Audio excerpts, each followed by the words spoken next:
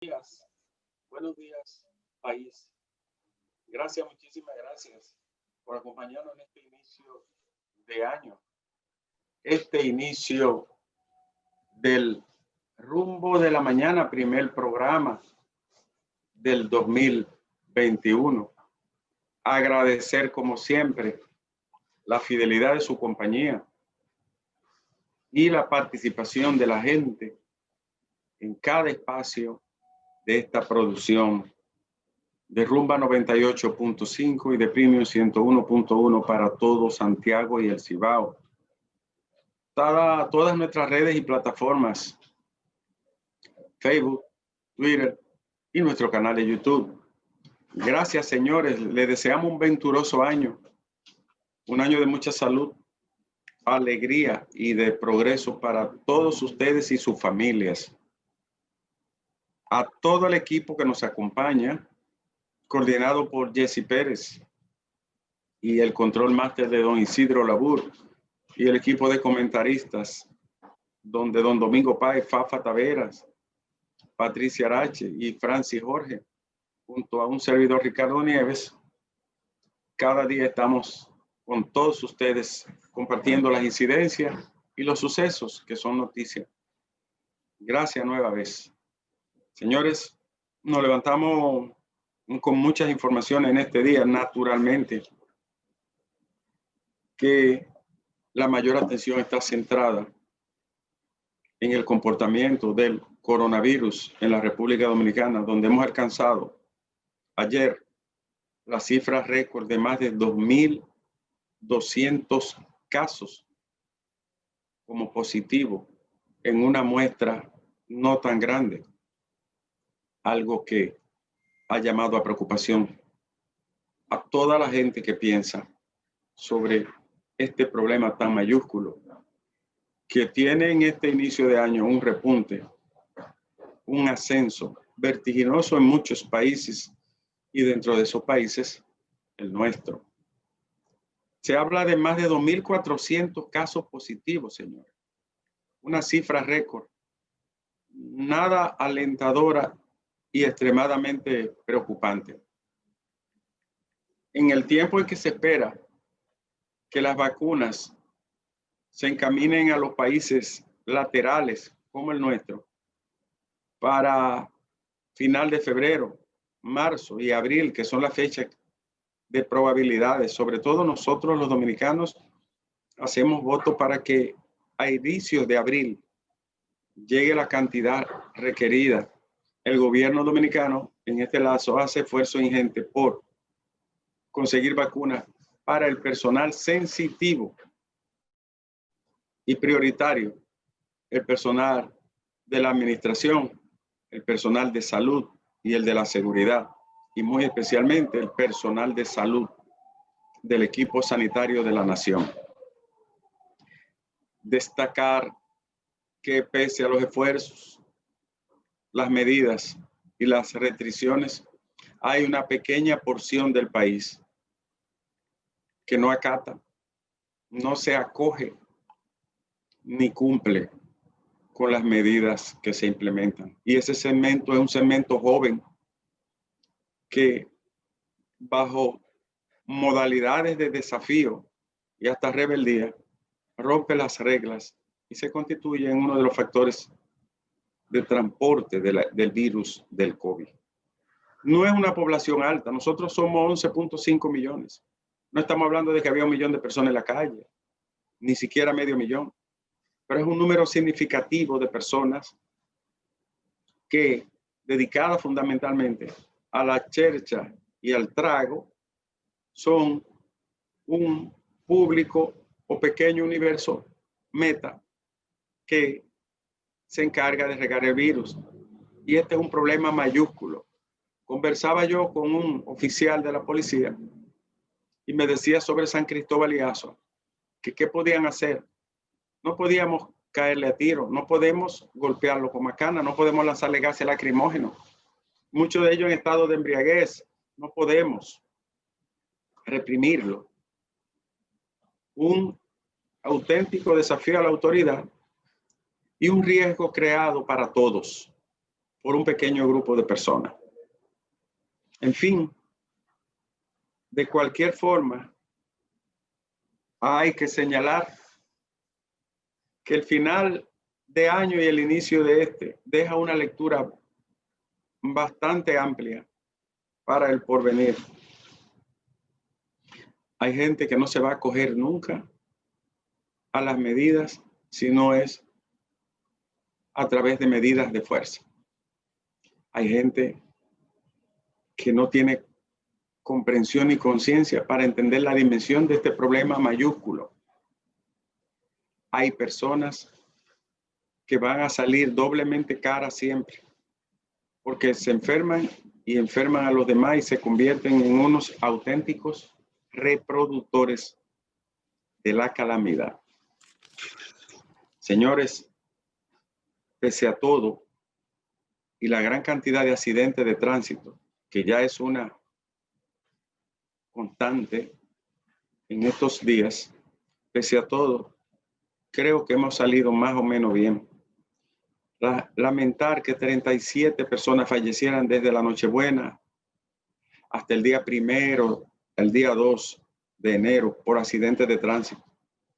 Más del 70% de esas personas, conductores de motocicletas, y el resto, imprudencia o alcohol. El gobierno sobre esa parte tiene que tomar medidas urgentes que impongan la autoridad en las carreteras del país. Y decimos la autoridad en las carreteras del país porque es un riesgo enorme transitar por cualquiera de las vías de la República Dominicana. La indisciplina, la imprudencia, la falta de conciencia, el descuido deliberado de la gente conduciendo es un factor de riesgo total para los que incluso cumplen con la ley. ¿Qué respuesta se le puede dar a un problema como este? Tiene que ser una combinación de la vía represiva, de la aplicación de la ley y de la vigilancia permanente. Hay que volver a las patrullas de camino, no solo para asistir a los que se accidentan o sufren un desperfecto en su vehículo. Hay que volver a las patrullas de camino para que sean vigilantes y supervisores, fiscalizadores de los sujetos que en esas vías se convierten en un peligro para todos.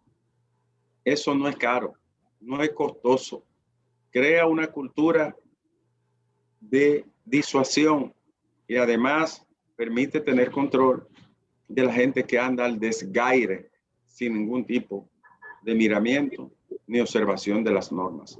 Hay que volver a las patrullas de camino, a los limitantes de la velocidad, al control de los que andan fuera de ley, porque las carreteras, señores, se han convertido, repito, en una verdadera esquizofrenia social que produce muerte, destrucción y lesiones a la familia dominicana. La designación, y en otro orden, de el ex general Marte Martínez en el Consejo de Drogas ha sido sorpresiva y cayó como una pedrada en la boca. Dentro de tantos generales y oficiales retirados y activos, usted coge a uno que se vio involucrado en un escándalo mayúsculo de robo de vehículos y donde él incluso fue mandado a un tribunal. Dígame usted, para dirigir el Consejo de Drogas, que es un órgano de prevención en la estructura de la Dirección General y de la norma de control de drogas, el Consejo es un órgano que funge como preventor y en ese sentido charlas, conferencias, orientaciones y otras medidas de carácter preventivo son la mayor parte de su accionar. Entonces usted escoge a una persona que se vio involucrada en un deleznable hecho delictivo, como era el robo de vehículos y el uso inadecuado de vehículos robados por parte de oficiales de entonces. Son de las preguntas que surgen. Y no había más gente que escoger, no había más personas que colocarlo allí. Tenía que ser a este general que bien puede haberse reivindicado 20 años después, bien puede haber cambiado, Pero eso no nos toca a nosotros determinarlo, ni estamos para decir si es malo o es bueno. Estamos diciendo que usted tuvo la oportunidad, señor presidente, de nombrar a una persona que no tuviera nada que ver con hechos delictivos ni con colas del pasado. Pero así es la política en este país. Eso fue un foul que en lenguaje beisbolero se puede considerar como una baja en términos de las decisiones del primer mandatario. El otro caso que ha llamado la atención es el caso de La Vega, donde un juez le concedió la libertad y la variación de medida de coerción a una familia, la familia López, que estaba involucrada en una acusación, sigue involucrada en una acusación que el Ministerio Público ha sostenido como lavado de activos y asociación de malhechores. Ese caso que ocurrió en el periodo previo, en los días previos a las elecciones generales del 5 de julio, llamó la atención del país por la forma como se hizo y también por el periodo en que se produjo, unos 5 o 6 días antes de las elecciones. Naturalmente que la Procuraduría General de entonces tenía muy poca credibilidad y cualquier hecho que ejecutara o llevara a cabo iba a estar bajo la sospecha y la duda. Pero el Ministerio Público tiene la oportunidad de decirle al país hasta qué punto se actuó con seriedad y si hay méritos para continuar este proceso, que yo personalmente creo que sí que tiene mérito para continuar y que debe de ser llevado hasta los últimos tramos de la investigación y de la acusación. En ese sentido, el Ministerio Público tiene la oportunidad de apelar y de solicitar nueva vez una ampliación de los plazos para continuar esta investigación que es compleja y que es bastante grande.